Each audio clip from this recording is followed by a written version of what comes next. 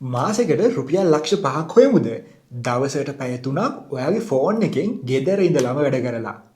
ඉතින් ඔයා මේ වගේ සුරංගනා කතා අහලා තියෙනවද? සමහරවිට ඔයා රැවටිලත් ඇති. ඒ කියන්නේ ඔයාට සල්ලි හොයන්න ලොකු අවශ්‍යතාවයක් තියෙන කෙනෙක්.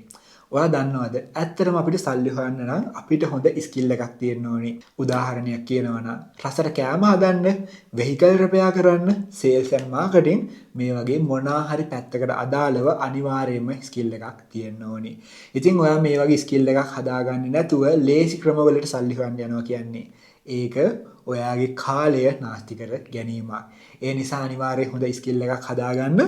ඒ වගේම මං කිව්වා ඔයාලට මගේ බජට් මාස්ටර් ඇප් එක හරහා මට ඕනේ ඔයාලගේ වියදම් අඩු කරගන්න එක, ඒ වගේම ඔයාලගේ ආදායම වැඩි කරගන්න එක ගැන ඔයාලට කියලා දෙන්න කියලා.